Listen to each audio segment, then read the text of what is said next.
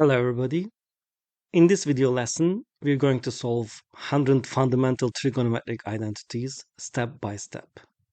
At the end of this video lesson, you will be familiar with almost all types of problems. First, let's see what the trigonometric identity is. A trigonometric identity is a trigonometric equation that is true for every possible value of the input variable on which it is defined. Our input is the angle. And our angle is defined from 0 to 360 in degree, or from 0 to 2 pi in radian.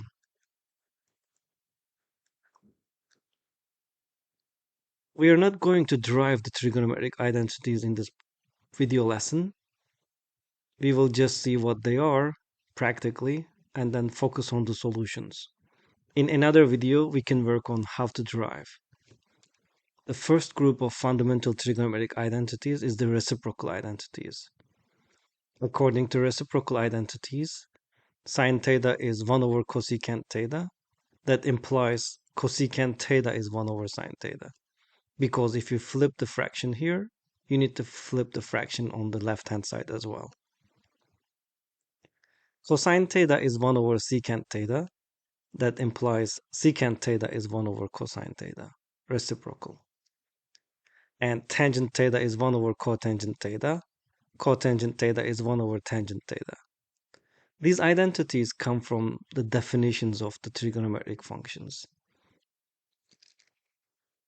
The next group is the quotient identity. Tangent is sine over cosine, and cotangent is cosine over sine, the opposite, because tangent is 1 over cotangent. The next group is the Pythagorean identities. Now we can work a little bit how we are deriving Pythagorean identity, so you can have idea about group 1, group 2. Let this circle be a unit circle, which means the radius is 1. And let's work on quadrant 1. On quadrant 1, pick any point on the circle. And then drop the height of the point. And then from the central angle, just draw a line. We obtain a right triangle. And then in this right triangle, the central angle is theta. Let's call this point A. Point A has the coordinates of x, y. So the height of this point is the y coordinate. The base of this triangle is the x coordinate.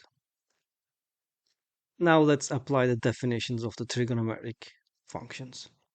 Sine, by definition, is opposite over hypotenuse. In our case, the opposite is y, and our hypotenuse is 1 because this is a unit circle where each radii is 1. So y divided by 1 is y, so sine theta is equal to y. So y coordinate is sine theta. They are equal. Let's go to definition of cosine. Cosine, by definition, adjacent over hypotenuse. Let's remember SOHCAHTOA. SOHCAHTOA. Cosine is adjacent over hypotenuse. In our case, our adjacent is x.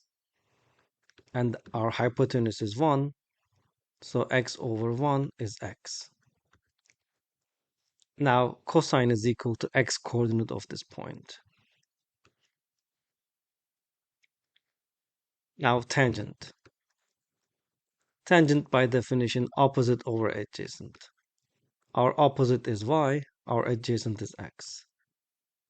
And if we replace y and x in terms of sine and cosine, so it's going to be sine over cosine. That's where our quotient identity comes from. And all other quotient identities and reciprocal identities come from this triangle here. Let's focus on our Pythagorean identity.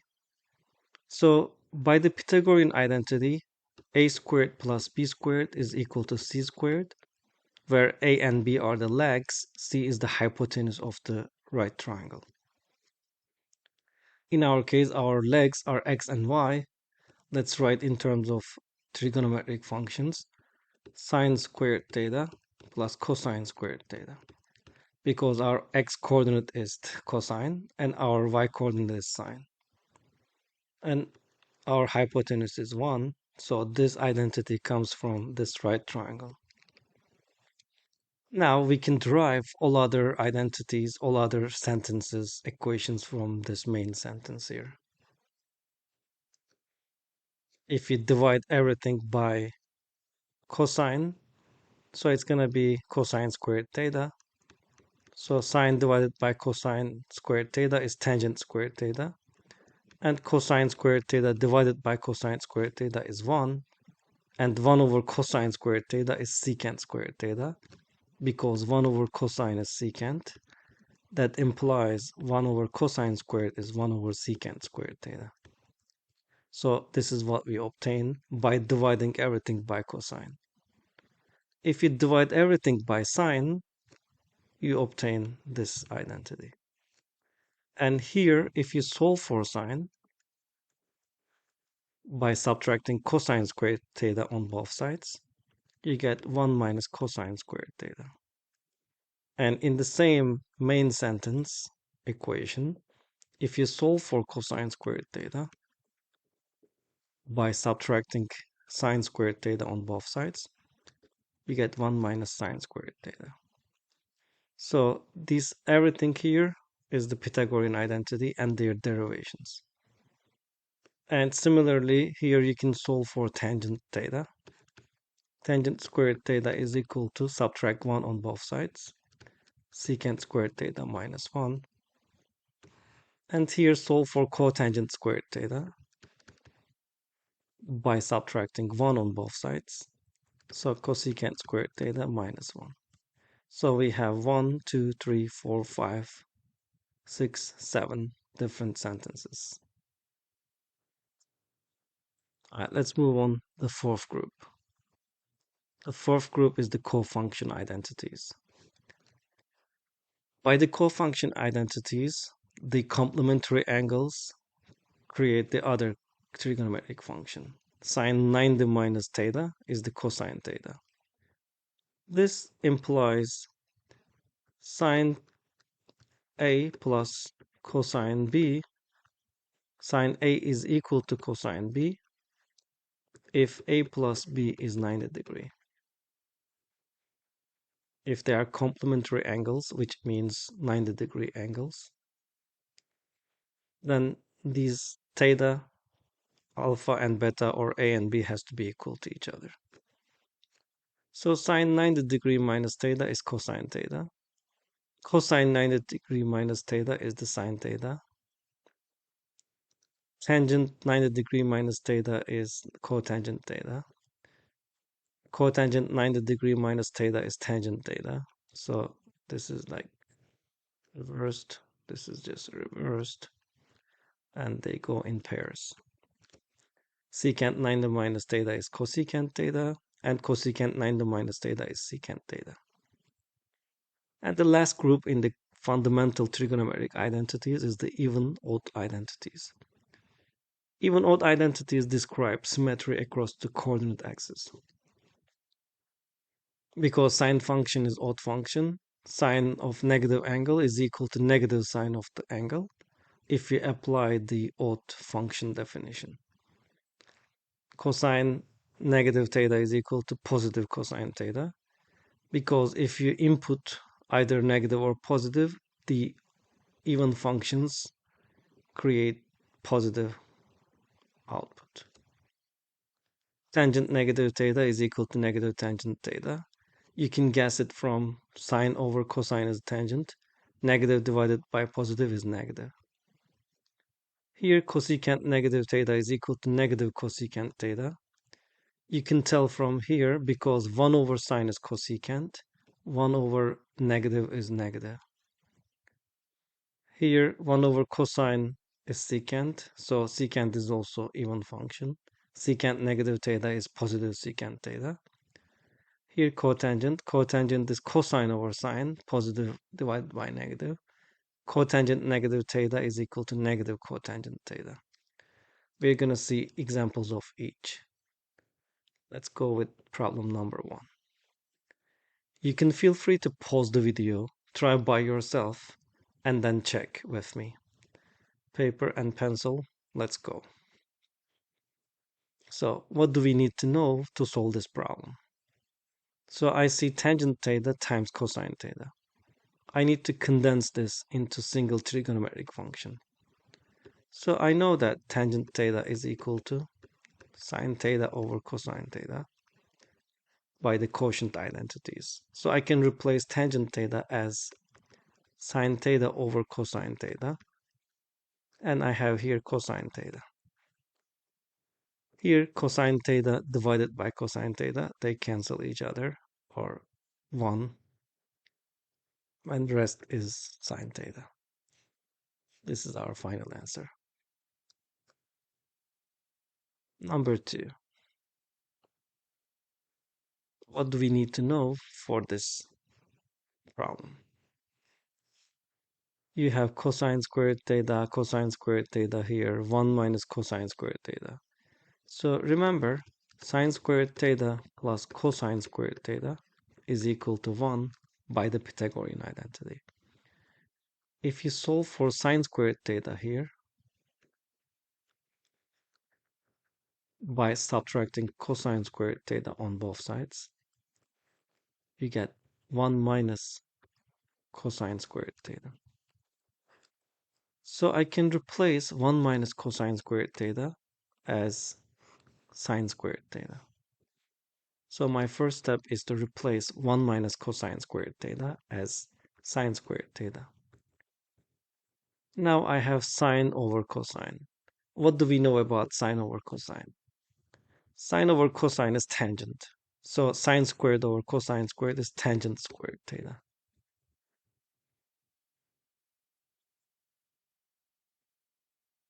Number 3. Cosine theta times cosecant theta. If you have sine cosine mixed with other trigonometric functions, one of the technique is express everything in terms of sine and cosine. So cosecant theta is 1 over sine theta. So I can replace it. And then if I do the multiplication, top by top, bottom by bottom, so I get cosine over sine. Cosine over sine is the opposite of tangent, which is cotangent theta. Problem number 4. I have sine theta, secant theta, tangent theta. Let's do everything in terms of sine and cosine first. I have sine theta here. Instead of secant theta, I can write 1 over cosine theta. In the bottom, I have tangent.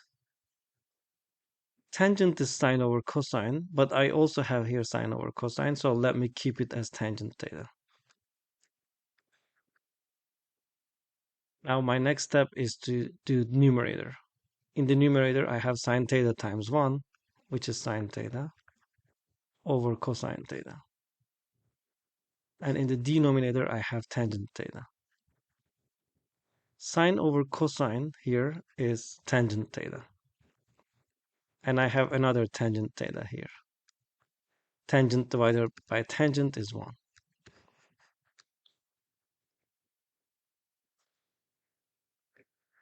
Problem number 5. I have cosecant on the numerator and cotangent in the denominator. Let's express cosecant as 1 over sine. And let's express cotangent as cosine over sine, which is our quotient identity and reciprocal identity. So what I have here is 1 over sine theta divided by cosine theta over sine theta. Now I have a complex fraction. What I'm going to do is keep change flip. if you have a over b divided by c over d, what we do is keep the first fraction, flip the division to multiplication, change division to multiplication, and flip the second fraction. Now a times d is ad, b times c is bc. We're going to do the same. Keep, change, flip. Keep, change, flip.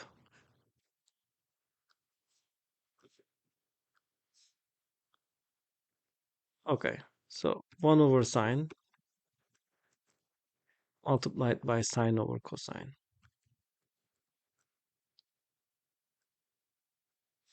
Now sine theta cancels because one is on the top, one was in the bottom.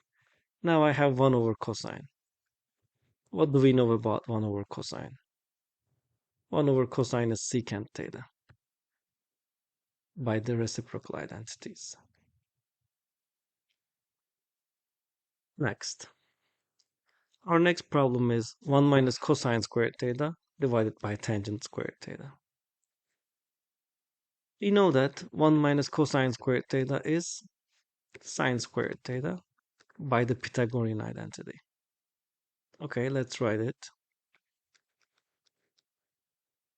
And we know that tangent squared theta is sine squared theta divided by cosine squared theta. Now I can do keep, change, flip. Keep the first fraction, which is sine squared theta over 1. Change from division to multiplication. And flip the second fraction, cosine squared theta over sine squared theta. Now sine squared theta cancels sine squared theta. And I have cosine squared theta as my final answer. Problem number 7. I have cosine theta on top, secant theta on top, and tangent theta. What do we know about secant theta? It is 1 over cosine theta by the reciprocal identities. Okay, so on top, I have cosine theta multiplied by 1 over cosine theta. And in the bottom, I have tangent theta. Cosine theta cancels cosine theta. Now I have 1 over tangent theta. We know that 1 over tangent is the cotangent. So this is our final answer. Problem number 8. I have sine theta on top. We know that cosecant theta is 1 over sine theta. So 1 over sine theta. We're going to do keep, change, flip. Keep the first fraction, which is sine theta over 1. Change from division to multiplication and flip the second fraction. Sine theta times sine theta is sine squared theta, which is our final answer. Next problem. We have cotangent theta times sine theta. What do we know about cotangent theta? Cotangent is cosine over sine. So instead of cotangent, we can write cosine theta over sine theta. And we have sine theta here as the second term. Sine theta cancels sine theta, and cosine theta is the final answer. Problem number 10. Feel free to pause the video and work on it by yourself. Okay, 1 minus sine squared theta is equal to cosine squared theta by the Pythagorean identity. Because from sine squared theta plus cosine squared theta is equal to 1, solve for cosine squared theta. What do you get? The second here. So instead of 1 minus sine squared theta, we can write cosine squared theta divided by sine squared theta. What is cosine divided by sine? Sine divided by cosine is tangent. Cosine divided by sine is cotangent. And because they are squared, so it's going to be cotangent squared theta.